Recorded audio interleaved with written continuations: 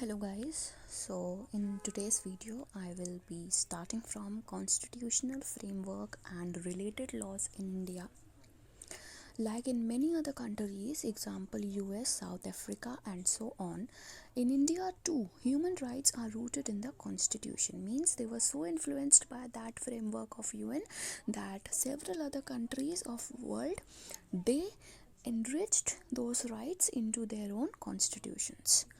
The Indian constitutional human rights framework involves the following parts: the preamble, part 3 that contains fundamental rights, part 4 offering DPSPs, that is directive principles of state policies, part 4 and consisting of fundamental duties. Now, the preamble is the first one which we will be reading. The Constitution of India begins with preamble affirming its aims, objectives and guiding principles, as there is a book which starts with the index.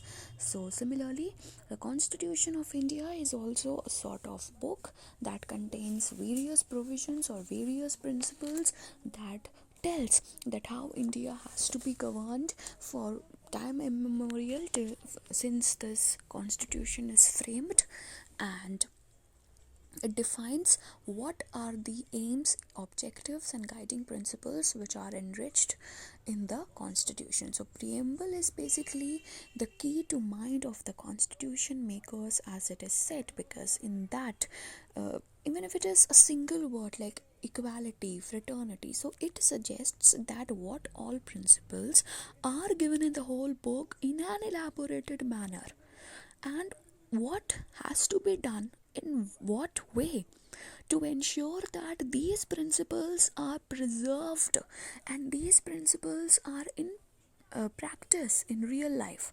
So all that thing in an elaborated and clear manner, that is also given in the Constitution of India.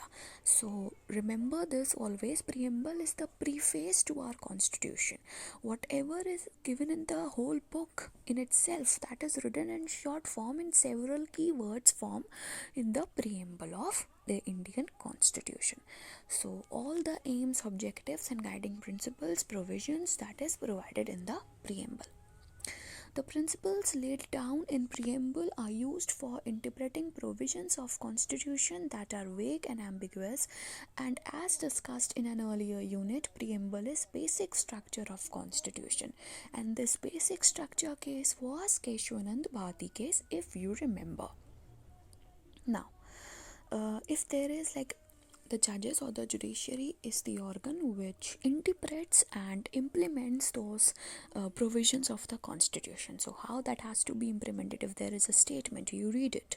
Now what is its meaning, what it is trying to say in the context, and what if the constitution makers have written this line at the time of 1950 when this book was getting framed, so उस समय वो क्या कहना चाहते होंगे, इस line से उनका क्या मतलब हो सकता है.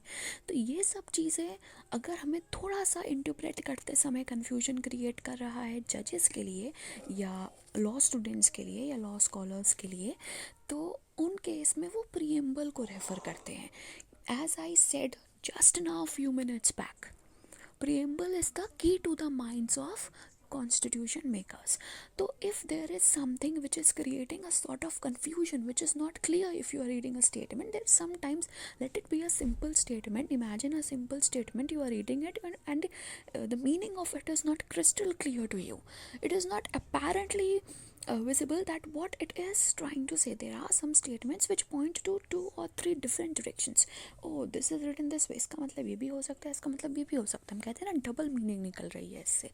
सो अगर हमें ऐसा कुछ कन्फ्यूजन क्रिएट हो रहा है, अब जजेस को तो जस्टिस देना है, राइट? उनको एक सही तरीके से केस को रिजॉल्व करना है, तो वो किस तरीके से वर्डिक्ट दें कि हमेशा एक बंदे के साथ सही हो, इनजस्टिस ना हो, राइट? तो उनको ज़रूरी है कि वो इस कन्फ्यूजन को हटा के एक सर्टेन स्टेटमेंट को उस रिटन प्रिंसिपल से इवैल्यूएट कर सके, इंटरप्रेट कर सके. समझ में आ रहा होगा, I hope that.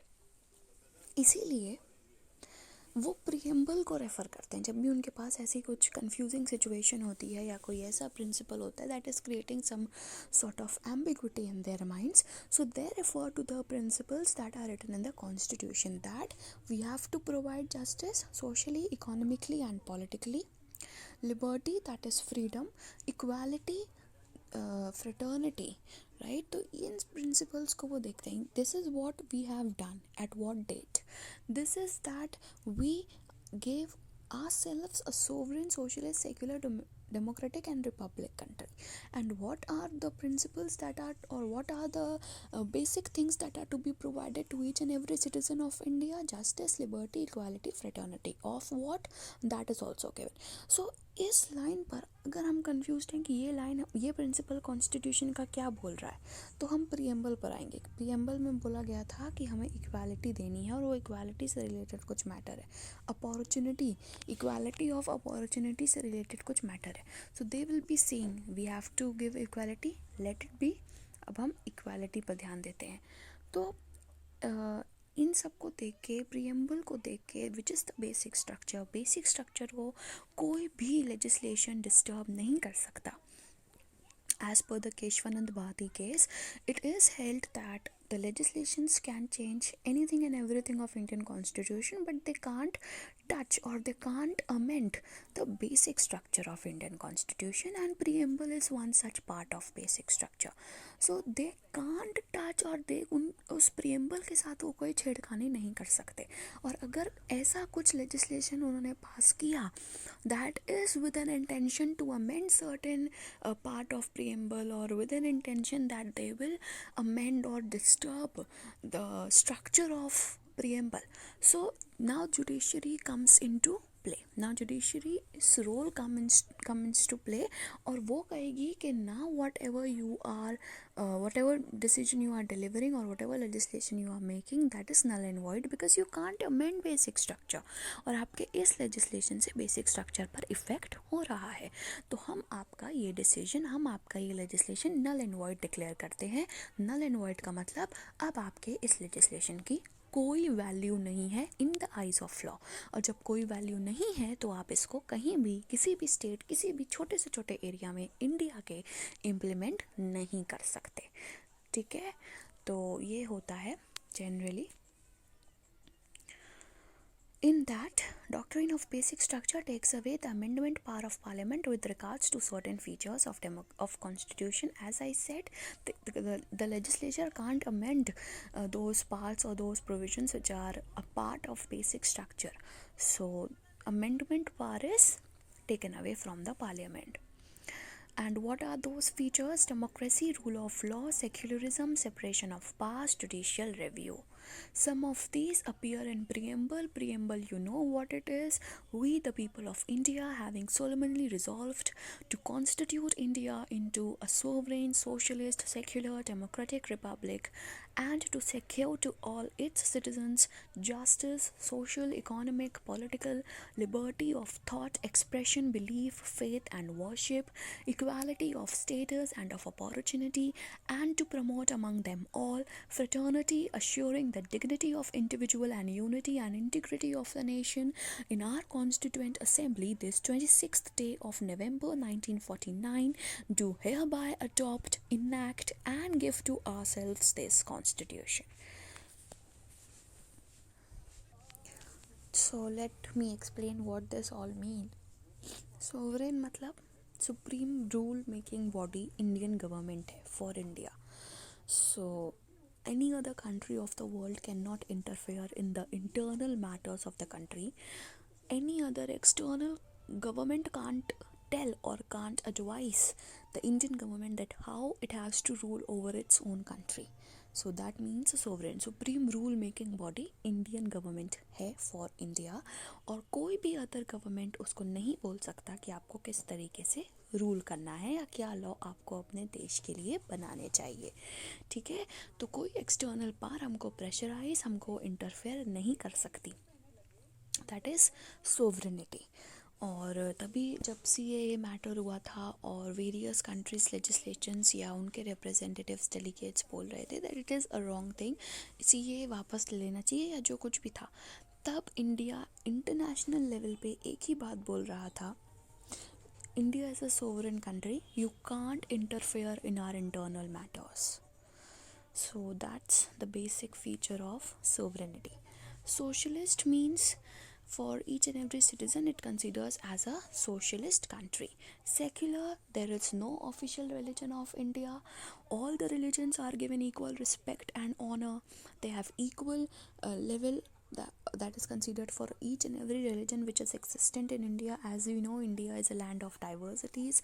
There are various kinds of religion that people follow in the country. So there is no official religion of India. India is not a Hinduism country or an Islamic country. तो सारे religions को same respect दी जाती है, and every person has freedom to decide that what religion he has to follow and preach. Democratic, we know India has a democratic sort of government, which means a government of the people, for the people, and by the people. Government is elected through elections that are held within regular periods of time, regular intervals of time, by the people themselves. People only vote in the elections and choose the person who they want to sit in the power and to be their representatives. So it is by the people, and since people are deciding that who their representatives would be or who will be sitting in the power, so the government is of the people. लोगों की ही सरकार होती है, sorry, and it is for them, because if they are the people's representatives, they have to decide for the welfare of the common public. Whatever legislations they are framing, they have to keep in mind that it should do some good for the nation's citizens. Otherwise there is no value of framing legislations अगर उससे लोगों का कुछ फ़ायदा नहीं हो रहा है या उनकी कुछ प्रॉब्लम सॉल्व नहीं हो रही है, तो आपके रूल बनाने का कोई फ़ायदा नहीं होगा. So the rules has to be made by the government, keeping in mind the welfare and the goodwill of the people. People means common public. Republic, where head of the government or head of the country is elected. In our nation, president is basically considered to be the head of the country, and he is also elected. He is indirectly elected basically by the people, indirectly, because we as the citizens of nation, we elect our representatives, that is the union government, and those union government or MLAs and MPs, they give vote to elect a person as president of India. So it is the indirect elections which are held. Indirectly we are electing the president. Justice, social, economic and political, means socially we have to give justice to each and every person. We have to administer justice, and there should be liberty, means freedom of thought, expression, belief, means any person can think. There should be a freedom that any person can think whatever he feels like. He can express what thoughts are. He has freedom to speak what he thinks, like कुछ भी बोलना है, whether it is in favor or against the government, he is free to express his views or his thoughts. He has freedom, he or she, he has freedom to decide or to wish that what sort of religion or culture he wants to follow, preach and practice, and in what way he wants to worship. He wants to go to the temples or the worship places or not, that all he has the freedom to decide. Equality, now it is very important, because right now there is various cases that come up to the courts for sort of discrimination or to have equality of opportunities that are provided. So this is an important feature that has grown today. Equality of status and opportunity, that should be promoted among all the citizens. Actually all these things should be promoted among all the people, all the common public of India. So equality among status means it's not that you are a high rank official, you are a low rank official, तो हम अब verdict जो देंगे वो high rank की तरफ का होगा. ऐसा कुछ नहीं होगा, ठीक है। So there will be an equality कि दोनों का स्टेटस बराबर है, दोनों को सेम अपॉर्चुनिटी मिलेगी, चाहे वो मेन हो, विमेन हो, या कोई बैकवर्ड कम्युनिटी का क्यों ना हो, सेम अपॉर्चुनिटीज़ प्रोवाइड करी जाएंगी। और इसी चीज़ को इंश्योर करने के लिए अलग अलग टाइप्स के रिजर्वेशन होते हैं, जो कि हर जगह, हर ऑफिस में या हर इंस्टीट्यूट में, हर एजुकेशनल इंस्टीट्यूट में भी रिजर्व किए जाते हैं। Fraternity means to assure the dignity of the person. भाईचारा बोल सकते हैं, ताकि लोग एक साथ रहें, यूनिटी में रहें, हारमोनी में रहें, और एज अ नेशन जो हमारी आइडेंटिटी है, इंटीग्रिटी है, वो मेंटेन रहे। Because when we are one, it is difficult to break us apart, right? Unity is the power.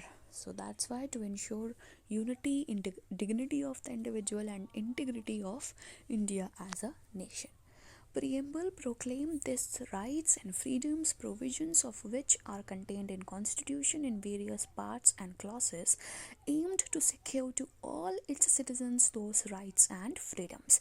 So whatever these rights and freedoms that we discussed just now, these are mentioned in various provisions, various articles, parts, clauses, amendment acts in the constitution. As I said, preamble is just a preface or an index to the book of constitution. So whatever is written in the principle, that all is written in a clear and elaborated manner in the provisions of constitution. Now, next video I will begin with part 3, that is fundamental rights.